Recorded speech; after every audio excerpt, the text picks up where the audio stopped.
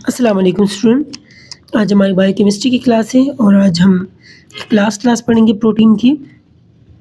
इसको हम कंपाउंड या कंजुगेटेड प्रोटीन बोलते हैं। In this molecule the protein is attached और conjugate to some non proteinous group which are called prosthetic group. यानी इसमें जो प्रोटीन का मॉलिक्यूल होगा वो किसी और कंपाउंड के साथ बाइंड होगा जो कि प्रोटीन नहीं होगा। तो जो प्रोटीन नहीं होता उस ग्रुप को हम कहते हैं प्रोस्थेटिक ग्रुप। इसके यहाँ 6 एग्जाम्पल है। Number 1 nucleoprotein. न्यूक्लियोप्रोटीन का मतलब ये होता है कि आपका जो न्यूक्लिक एसिड है वो प्रोटीन के साथ बाइंड होगा। फॉस्फोप्रोटीन आपका फॉस्फोरस ग्रुप प्रोटीन के साथ बाइंड होगा। इसी तरीके से लिपोप्रोटीन जिसमें लिपिड प्रोटीन के साथ बाइंड होगा। कार्बोहाइड्रेट कंटेनिंग प्रोटीन जिसको हम ग्लाइकोप्रोटीन भी बोलते हैं, जिसमें आपका कार्बोहाइड्रेट प्रोटीन के साथ बाइंड होगा। क्रोमोप्रोटीन के अंदर जो भी कलर्स वगैरह होते हैं वो बाइंड होते हैं। और मेटेलिक प्रोटीन में कोई भी मेटल बाइंड होगा आपके प्रोटीन के साथ। फिर उसके बाद आती है डिराइव प्रोटीन।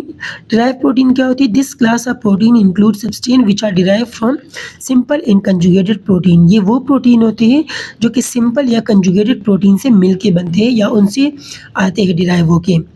इनको हमने डिवाइड किए 2 क्लासेस में। एक हमारे पास है प्राइमरी और एक हमारे पास है secondary.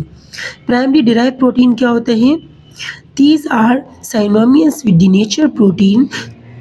Denaturation take place when some or all the cross linkages which normally keep the molecular structure of protein intact are split। जब आपका प्रोटीन का एक मॉलिक्यूल टूट जाता है, टूटने के बाद जो प्रोटीन बनेगा उसको हम कहेंगे primary derive protein. Secondary derive protein क्या होते हैं? These substance are intermediate form in the progressive hydrolysis of protein molecule. जब आपका प्रोटीन मॉलिक्यूल टूटेगा हाइड्रोलाइसिस की मदद से, हाइड्रोलाइसिस के बारे में मैंने बताया था कि वाटर की वजह से जब कोई मॉलिक्यूल टूट जाए, तो लाइसिस का मतलब होता है टूटना और हाइड्रो का मतलब वाटर।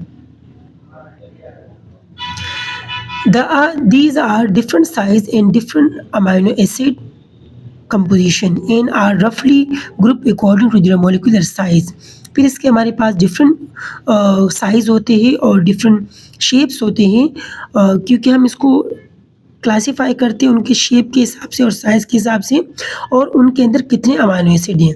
जिसकी एग्जांपल आपके पास है प्रोटीएस, पेप्टोन, पेप्टाइड, पॉलीपेप्टाइड इन ओलिगोपेप्टाइड। ये जितने भी है ये आपके पास सेकेंडरी डिराइव प्रोटीन है। क्या? प्रोटीएस, पेप्टोन, पेप्टाइड, पॉलीपेप्टाइड इन ओलिगोपेप्टाइड। तो ये हमारा आज का टॉपिक था। इंशाल्लाह नेक्स्ट क्लास में हम अमाइनो एसिड स्टार्ट करेंगे जो कि प्रोटीन का एक बिल्डिंग ब्लॉक है जिससे प्रोटीन बनता है। और ये हमने अपने प्रोटीन की क्लासिफिकेशन कंप्लीट की। इससे रिलेटेड किसी को कोई भी क्वेश्चन हो तो आप लोग मुझसे पूछ सकते हो। ओके स्टूडेंट, अल्लाह हाफिज़।